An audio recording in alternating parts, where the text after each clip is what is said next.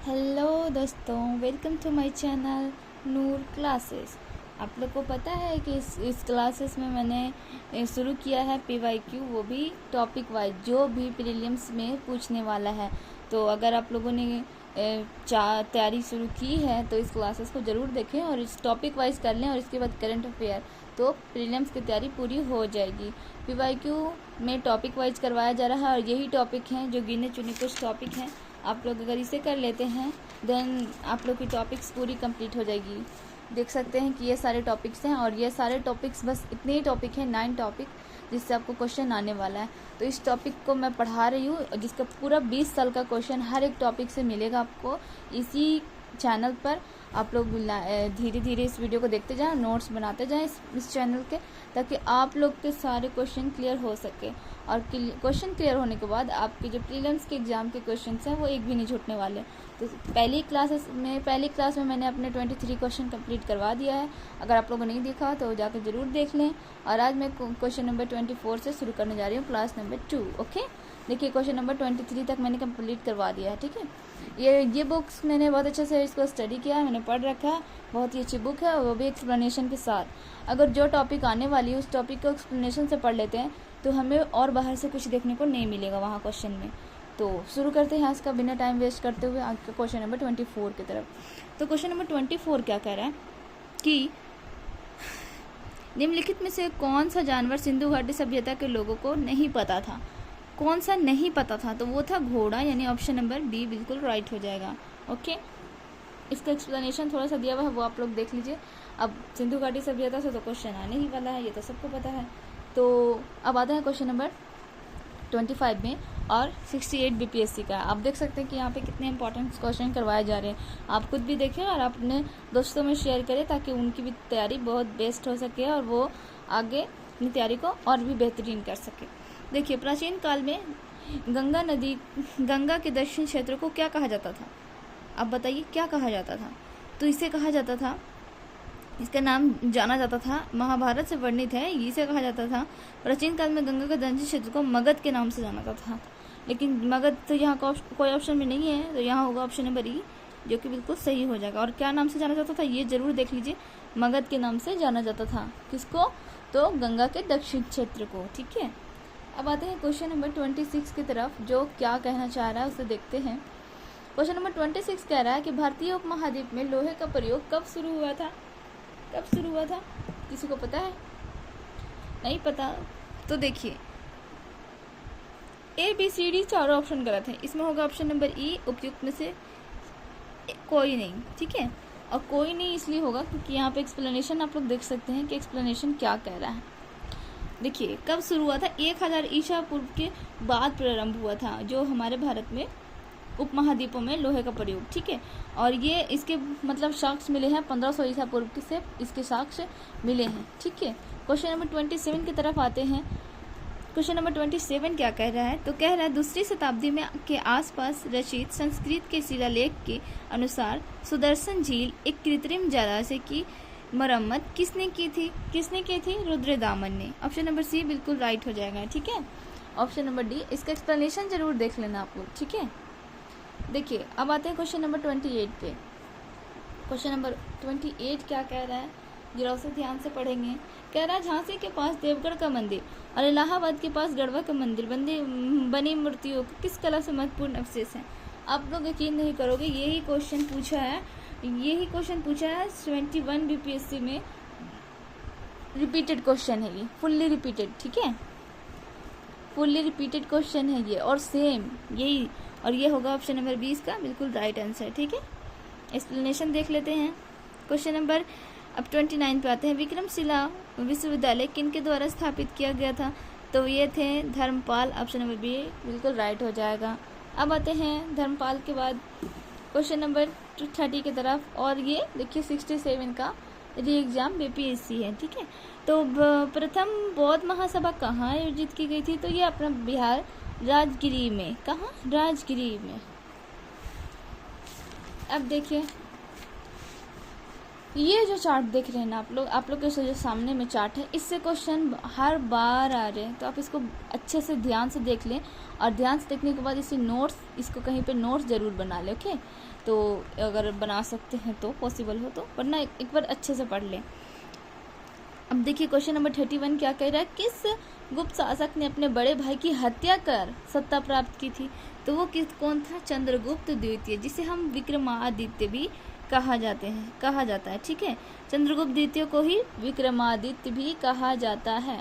कुछ एक्सप्लेनेशन के जो मेन पॉइंट है उसको मैंने पहले ही हाईलाइट कर दिया है, जिससे आप लोग को पढ़ने में और उसके नोट्स बनाने में बिल्कुल आसानी हो। ओके, अब आते हैं क्वेश्चन नंबर 32 की तरफ। कह रहा है वर्धन राजवंश की स्थापना किसने की थी? तो ये थे पुष्यभूति। किसने? पुष्यभूति ने। ठीक है, अब आते हैं क्वेश्चन नंबर 33। रोमन साम्राज्य से व्यापारिक संबंध किसने स्थापित किए थी? तो वो कौन थे? कुषाण लोग। किसने? कुषाणों ने। किसने? कुषाणों ने। क्वेश्चन नंबर 33 भी कंप्लीट हो गया। अब 34 की तरफ आते हैं। मगध शासक बिंबिसार का चिकित्सक कौन था? देखिए चिकित्सक का भी नाम आ रहा है, तो चिकित्सक था जीवक। ऑप्शन नंबर सी बिल्कुल राइट हो जाएगा। ओके, अब आते हैं क्वेश्चन नंबर 35 की तरफ, अच्छे से देख लें। क्वेश्चन नंबर 35 कह रहा है निम्नलिखित में से कौन सा हड़प्पा कालीन स्थल गुजरात में है? तो कौन सा गुजरात में है? वो है लोथल। ऑप्शन नंबर ए बिल्कुल राइट हो जाएगा। ओके, अब आते हैं क्वेश्चन नंबर 36 की तरफ। चोल वंश का संस्थापक कौन था? वो था ऑप्शन नंबर ए विजयालय। कौन था? विजयालय। ठीक है, अब देखिए प्रथम बौद्ध संगीति के अध्यक्ष कौन थे? बौद्ध संगीति अभी मैंने बता रखा था, वो कहाँ हुआ था? तो राजगिरी में। अब अध्यक्ष कौन थे? तो वो थे महाकश्यप। फिर पूछेगा कि ये कब हुआ था? तो 483 ईस्वी में हुआ था। इसके शासन किसके शासनकाल में हुआ था? तो वो हुआ था अजातशत्रु के शासनकाल में। तो यही सब जो कुछ पॉइंट है जो चार्ट से क्वेश्चन बार बार रिपीट करता है। क्वेश्चन नंबर 37 कंप्लीट हुआ। अब आते हैं क्वेश्चन नंबर 38 की तरफ। 38 कह रहा है, देखिए फिर से रिपीटेड क्वेश्चन, वही यही चार्ट फिर से है। देखिए क्वेश्चन नंबर 38 कह रहा है किरातर जूनियम पुस्तक किसके ने लिखा है? तो वो है ऑप्शन नंबर डी भैरवी। कौन? Option number D Bhairavi. ठीक है, क्वेश्चन नंबर 38 तो हो गया। अब क्वेश्चन नंबर 39 पे आते हैं। क्वेश्चन नंबर 39 कह रहा है निम्न में से किस हड़प्पा नगर में जुते हुए खेत के निशान मिले हैं? तो वह कालीबंगन, यानी ऑप्शन नंबर ए बिल्कुल राइट हो जाएगा। ओके, आते हैं क्वेश्चन नंबर, इसका एक्सप्लेनेशन पढ़ते जाना, अंडरलाइन जो किया हुआ है मतलब हाईलाइट जो किया हुआ है उसको पढ़ना जरूरी है।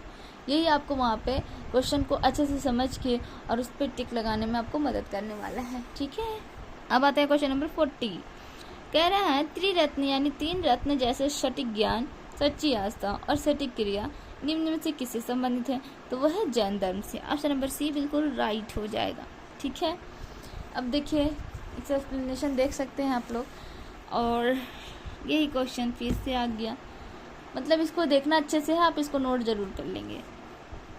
मेरी बात मानिए, इसको नोट कर लीजिएगा, यहाँ इससे क्वेश्चन जरूर पूछने वाला। यही कि 2-3 एग्जाम में इसको 2-3 बार पूछ लिया। देखिए यहाँ भी क्या है, मतलब रिपीट होने वाला है। इसी पॉइंट से बस इतने सारे से कोई ना कोई क्वेश्चन आगे पीछे करके आपसे पूछ ही लेगा। देखिए क्वेश्चन नंबर 41 क्या कह रहा है कि इनमें से किस शासक ने चतुर्थ बौद्ध संगीति कश्मीर में आयोजित की थी? मतलब कौन था? तो वो था ऑप्शन नंबर, देखिए यहाँ पर आपको दिख ही रहा होगा, वसुमित्र अध्यक्ष थे। और शासनकाल किसका था? ये था कनिष्क का। किसका था? कनिष्क। ऑप्शन नंबर सी यहाँ बिल्कुल राइट हो जाएगा। अब आते हैं क्वेश्चन नंबर 42। क्वेश्चन नंबर 42 कह रहा है निम्न में से किस भारतीय दर्शन ने परमाणु सिद्धांत का प्रतिपादित किया था? तो वो थे वैशेषिक, यानी ऑप्शन नंबर डी बिल्कुल राइट हो जाएगा। जो बच्चे सीरियस होंगे वो इस वीडियो को लास्ट तक क्लास को पढ़ेंगे और अपने नोट्स बनाएंगे। जो सीरियस नहीं होंगे वो बस ऐसे ही डीपली, या फिर जो ज़्यादा कम क्वेश्चन रहता है और उसको बहुत लेंदी बना देते, वीडियो बड़ा हो जाता है, उसको पढ़ेंगे। जो इम्पोर्टेंट है आप उसको देखिए और अपने एग्ज़ाम्स के लिए देखिए कि मेरे एग्ज़ाम के लिए क्या इम्पोर्टेंट है, ना कि आपको जो अच्छा लग रहा है। और इसको अच्छा भी लगना चाहिए। आपको अगर अच्छा नहीं लग रहा है तो आप ज़रूर कमेंट करके बताएं, और अगर ज़रा सा भी अच्छा लग रहा है कि मेरी वीडियो सच में आपको हेल्पफुल लगी तो सब्सक्राइब ज़रूर करें। ओके, अब आते हैं क्वेश्चन नंबर 42 के बाद 43 पर। प्रथम मानव जीवाश्म भारत की किस नदी घाटी में प्राप्त हुआ? तो वो थी ऑप्शन नंबर सी, नर्मदा घाटी में। ठीक है, अब आते हैं इसके एक्सप्लेनेशन भी देख लीजिएगा, छूटना नहीं चाहिए कुछ भी। 43 के बाद आते हैं 44। 44 क्या कहना चाह रहा है? तो 44 कह रहा है भारत में पहले साम्राज्य की स्थापना किस शासक द्वारा की गई थी? तो वो थे चंद्रगुप्त मौर्य। ऑप्शन नंबर ए बिल्कुल सही हो जाएगा। ठीक है, अब देखिए क्वेश्चन नंबर 45 क्या कह रहा है? बुद्ध की प्राचीनतम प्रतिमा किस शैली से प्राप्त हुई? तो वो थी गंधार। कौन सी? गंधार शैली से। ऑप्शन नंबर ए बिल्कुल राइट हो जाएगा। गंधार शैली के बाद देखिए किस अभिलेख में कलिंग विजय का वर्णन है? तो वो है उपयुक्त में से कोई नहीं या एक से अधिक। यानी आपको इसको पूरा पढ़ना होगा, तो आप पढ़ सकते हैं। आपके सामने बिल्कुल खाली रखा है, मैंने पढ़ लीजिए और ऑप्शन टिक कर लेंगे। अब देखिए क्वेश्चन नंबर 65 क्या कह रहे हैं? 65 नहीं 47, 65 बीपीएससी। ओके, अपने शिलालेखों में अशोक सामान्यतः किस नाम से जाने जाते हैं? तो वह प्रियदर्शी।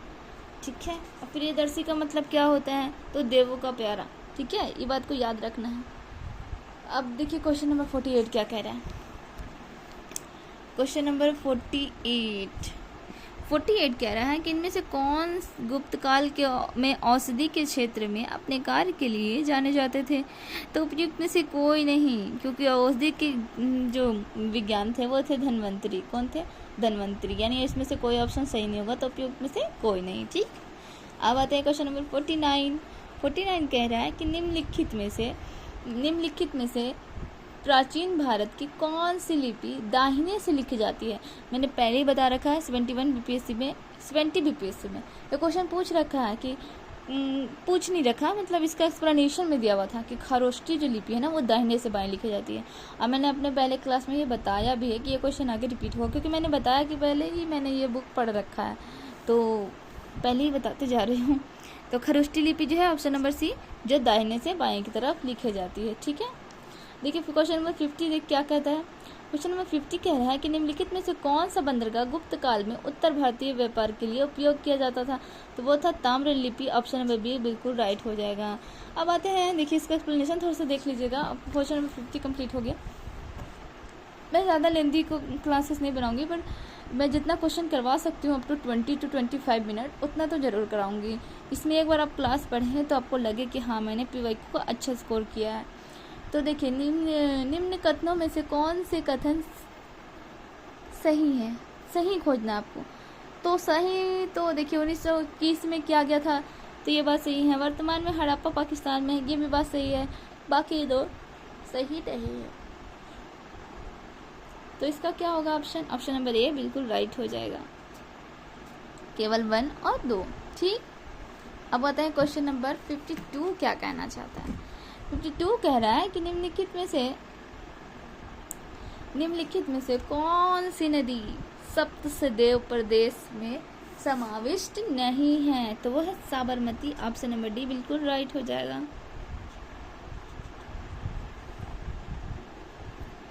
अब क्वेश्चन नंबर कितने पे आना है? 53 पे।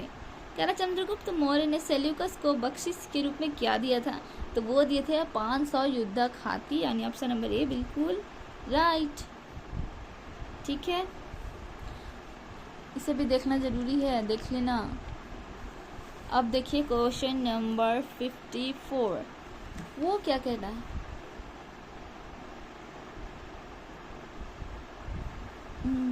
सॉरी निम्नलिखित में से कौन सा जोड़ा सही नहीं है?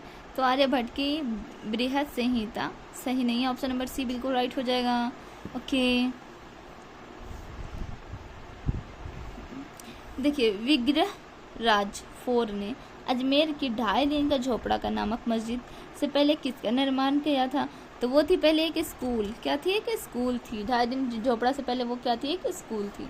ठीक है, क्वेश्चन नंबर 56, निम्नलिखित कथनों में से कौन से कथन सही है? सही चुनना।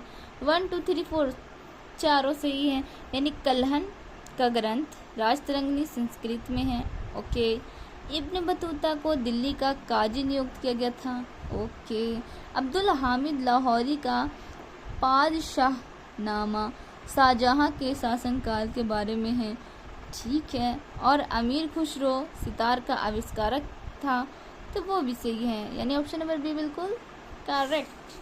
क्वेश्चन नंबर 56 के बाद आते हैं क्वेश्चन नंबर 57 की तरफ। हाँ, क्वेश्चन नंबर 57 में आ गए। गौतम बुद्ध ने अपना प्रथम उपदेश कहाँ दिया था? तो उन्होंने अपना प्रथम उपदेश कहाँ दिया था? सारनाथ में। ऑप्शन नंबर बी बिल्कुल राइट हो जाएगा। ओके, देखिए क्वेश्चन नंबर अब 58 पे आते हैं। 58 क्या कहना चाहता है? भारत में पशुपालन एवं कृषि के प्राचीनतम साक्ष्य प्राप्त हुए हैं। कहाँ से? तो मेहरगढ़ से। ऑप्शन नंबर डी बिल्कुल राइट। अब क्वेश्चन नंबर 59, इनमें से कौन सा सर्वप्रथम व्यापक पैमाने पर स्वर्ण मुद्रा का प्रचलन किया था? तो वो थे कटफिशेस। ऑप्शन नंबर सी बिल्कुल राइट हो जाएगा। ओके, अब आते हैं क्वेश्चन नंबर 60 की तरफ। क्वेश्चन बहुत ही इम्पोर्टेंट है, आप लोग को एक क्वेश्चन भी छोड़ना नहीं चाहिए और ध्यान से देखना चाहिए, बिल्कुल ध्यान से। यही क्वेश्चन आपको लगेगा ओ माय गॉड, ये एंशिएंट हिस्ट्री मैंने पढ़ा था और उसी से क्वेश्चन आया। अब देखिए क्वेश्चन नंबर 60 क्या कह रहा है। इनमें से किसने पहली बार यह व्याख्या की थी कि पृथ्वी की अपनी धुरी पर घूमने के कारण प्रतिदिन सूर्योदय और सूर्यास्त होता है? तो क्या था? आर्यभट्ट। किसने? आर्यभट्ट ने। क्वेश्चन नंबर 61 पे आते हुए, स्वर्ण भूमि का वह राजा कौन था जिसने नालंदा को एक बौद्ध विहार की स्थापना की तथा उसके रख रखाव के हेतु अपना दूत द्वारा देवपाल से 5 गांव दान में दे दिया था प्रार्थना के लिए? तो वो था बालपुत्र। ऑप्शन नंबर सी बिल्कुल right. Question number 62, periplus of the Egyptian sea किसने लिखी है? तो में से कोई नहीं, क्योंकि इसे अभी इस पुस्तक का स्पष्ट ही नहीं है कि इसने लिखा, इसे किसने लिखा, पर बुक तो है ना भाई, किसी ने तो लिखा होगा। अब देखिए क्वेश्चन नंबर 63 कह रहा है, सिंधु घाटी सभ्यता की सबसे महत्वपूर्ण विशेषता क्या थी? तो पक्की ईंटों से बनी इमारत। उस समय भी पक्की ईंटों से बनी हुई इमारत पाई गई है। ओके, देख लीजिए इसके कुछ इम्पोर्टेंट बात है।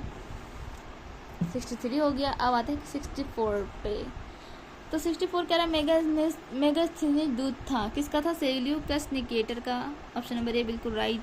65 देखिए, कौटिल्य की पुस्तक अर्थशास्त्र किस विषय पर आधारित है? तो वो है शासन काल के सिद्धांत और अभ्यास। ऑप्शन नंबर बी बिल्कुल राइट हो जाएगा। ठीक है, अब देखिए क्वेश्चन नंबर 66। क्वेश्चन नंबर 66 क्या कह रहा है? मार्कर से कुछ ज़्यादा ही धुंधला जैसा दिख रहा है, मैं पेन से करती हूँ, पेन से ज़्यादा अच्छा दिखेगा। अब देखिए कह रहा है, त्रिपिटक किसकी धार्मिक पुस्तक है? तो वो थी बौद्ध की। ऑप्शन नंबर डी बिल्कुल राइट हो जाएगा। ये देख लीजिए इसकी इम्पोर्टेंस। और अब देखते हैं, अशोक के धम्म का मूल संदेश क्या था? क्या है? तो वो क्या है? उपयुक्त में से कोई नहीं। उस धम्म का शब्द का प्रयोग किया था जिसका तात्पर्य था प्रजा के नैतिक उत्थान के लिए प्रस्तुत की गई आचार संहिता से, जो कि ऑप्शन में कहीं नहीं दिया हुआ है, तो हो जाएगा उपयुक्त में से कोई नहीं। 67 के बाद 68 पे बढ़ते हुए कह रहा है कि मौर्य समाज का 7 वर्गों में विभाजन का विशेष रूप उल्लेख है। कहाँ उल्लेख है? कहाँ उल्लेख है? तो उल्लेख है मेगास्थनीज की पुस्तक इंडिका में। ठीक है, अब आते हैं क्वेश्चन नंबर 69। कह रहा है, प्रसिद्ध चीनी यात्री फाहियान ने किसके शासनकाल में भारत की यात्रा की थी? किसके शासनकाल में की थी? तो चंद्रगुप्त सेकंड के शासनकाल में।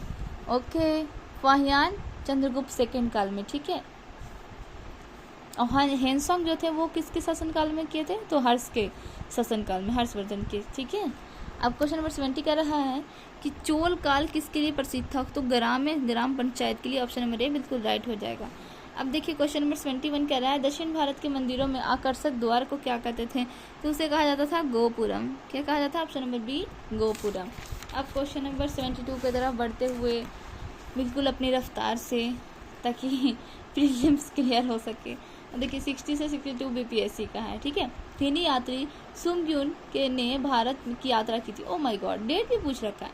तो 515 से 520 ईस्वी तक। ठीक है, अब देखिए क्वेश्चन नंबर 73 क्या कह रहा है कह रहा है कि निम्न में से किस हड़प्पाकालीन स्थल को टेराकोटा का हल प्राप्त हुआ है, टेराकोटा से हल प्राप्त हुआ है, तो वो थे बनावली। किससे? बनावली से। यहाँ पे 73 क्वेश्चन कंप्लीट हुए। अब क्वेश्चन नंबर 74 की तरफ आते हैं। कलिंग नरेश खारवेल का संबंध था, खारवेल का संबंध किससे था? तो चेदी वंश से। ऑप्शन नंबर बी बिल्कुल राइट हो जाएगा। क्वेश्चन नंबर 75 की तरफ बढ़ते हैं। कह रहा है किस प्रकार की भूमि को अपरहत कहा जाता है? तो बिना जुती हुई भूमि, जंगली भूमि को। ऑप्शन नंबर ए बिल्कुल करेक्ट हो जाएगा। ये सब क्वेश्चन ना आपके लिए वीवीआई होने वाला है, और अगर आप लास्ट तक वीडियो में बने हुए हैं तो आई गारंटीड कि आप प्रीलिम्स के लिए सीरियस हैं। तो be well and good preparation. 75 हो गए ना, 26 पे आते हैं। 26 क्या कह रहा है? देखिए, निम्नलिखित में से कौन सा हड़प्पा और मोहनजोदड़ो का उत्खनन से संबंधित नहीं थे? क्या थे? नहीं थे। तो वो थे V.N. Smith. Option number B बिल्कुल right. Question number 27। Gautam Buddha ने अपना प्रथम उपदेश कहाँ दिया था? सारनाथ। फिर से रिपीटेड क्वेश्चन। अब देखिए क्वेश्चन नंबर 28। प्राचीन भारत का नेपोलियन किसे कहा जाता है? समुद्रगुप्त। ऑप्शन नंबर डी बिल्कुल राइट। क्वेश्चन नंबर 29 की तरफ। हर्षवर्धन के शासनकाल में चीनी यात्री, अभी तो मैंने बताया हर्षवर्धन के टाइम में हेनसोंग आया था, हेनसोंग। ऑप्शन नंबर बी बिल्कुल राइट हो जाएगा। Question number 80। नालंदा विश्वविद्यालय के संस्थापक कौन थे? तो कुमारगुप्त।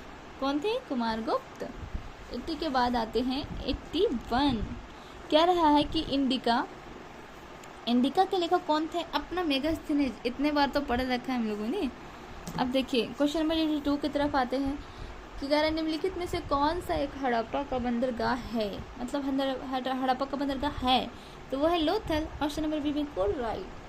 क्वेश्चन नंबर 83 कह रहा है कि गुप्त सम्राट जिसने हुर्णों को पराजित किया था वो कौन थे? तो स्कंदगुप्त। कौन थे? स्कंदगुप्त। ऑप्शन नंबर सी बिल्कुल राइट।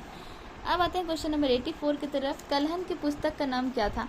तो राजतरंगिणी। ऑप्शन नंबर बी बिल्कुल राइट है। अब आते हैं क्वेश्चन नंबर 85 के पास। 85 क्वेश्चन में आ गए हम लोग। किस अभिलेख में रुद्रदामन प्रथम की विभिन्न उपलब्धियां वर्णित हैं? जूनागढ़ अभिलेख। ऑप्शन नंबर ए बिल्कुल करेक्ट। आते हैं क्वेश्चन नंबर 86। महावीर स्वामी का जन्म कहाँ हुआ था? तो हुआ था कुंडग्राम में। ऑप्शन नंबर ए बिल्कुल सही जवाब। अब देखिए महात्मा बुद्ध का महापरिनिर्वाण कहाँ हुआ था? तो वो था कुशीनारा में। कहाँ? Kushinara. Option number A, option number C बिल्कुल करेक्ट। 88। महात्मा बुद्ध ने अपना प्रथम धर्म चक्र परिवर्तन किस स्थान पर दिया था? तो उन्होंने दिया था सारनाथ। ठीक है, मैं जिस पे पेन पे टिक कर रही हूँ ना, आपको उसी को मानना सही। Question number 89। मगध की प्रारंभिक राजधानी कौन सी थी? तो वो थी राजगिरी। ऑप्शन नंबर सी बिल्कुल सही हो जाएगा। देखिए क्वेश्चन नंबर 89 क्या कहना चाहता है? कह रहा है 89 तो हो चुका था, यहाँ पे 90 लिखना चाहिए था। अजातशत्रु का वंश का नाम क्या था? हर्यक वंश। ऑप्शन नंबर बी बिल्कुल करेक्ट है। 91 क्वेश्चन नंबर। तृतीय बौद्ध सभा किस स्थान पर बुलाई गई थी? तो वो बुलाई गई थी पाटलिपुत्र। ऑप्शन नंबर डी बिल्कुल सही हो जाएगा। 92 में कि कौटिल्य का अर्थशास्त्र कितने अधिकरणों में विभाजित है? कितने में है? तो 15 अधिकरणों में विभाजित है। देखिए क्वेश्चन नंबर 93 क्या कह रहा है कि कह रहा है शंड्रोकोडस से चंद्रगुप्त मौर्य की पहचान किसने की थी? William Jones. Option number A एकदम सही जवाब। क्वेश्चन नंबर 94 कह रहा है अशोक के ब्राह्मी अभिलेखों में को सर्वप्रथम किसने पढ़ा था?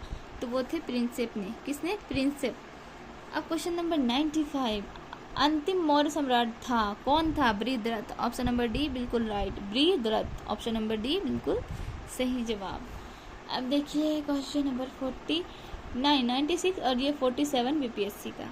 देखिए कनिष्क के शासनकाल में बौद्ध सभा किस नगर में आयोजित की गई थी? तो वो थी कश्मीर। कनिष्क कश्मीर में। मेगास्थनीज की पुस्तक के नाम इंडिका। ये तो रिपीट हुआ वो क्वेश्चन। और क्वेश्चन नंबर 98। हर्षचरित्रम नामक पुस्तक किसने लिखी? अरे हर्षचरित्रम बाण भट्ट। और क्वेश्चन नंबर 99। मुद्रा राक्षस नामक पुस्तक कौन लेखक कौन है? विशाखा दत्त। पुस्तक से कितने सारे क्वेश्चन हैं, 2-3 तो ऐसे आ गए। अब देखिए क्वेश्चन नंबर 99 के बाद हम अपने 100 क्वेश्चन और आज के क्लास की आखिरी क्वेश्चन की तरफ, बहुत ही खुशी हो रही है 100 क्वेश्चन कंप्लीट करके। महावीर स्वामी का जन्म कहाँ हुआ था? कुंडग्राम। ये भी रिपीटेड क्वेश्चन। अभी मैंने सिर्फ 100 क्वेश्चन में मैंने 5 से 6 क्वेश्चन तो ऐसे रिपीट देख लिया।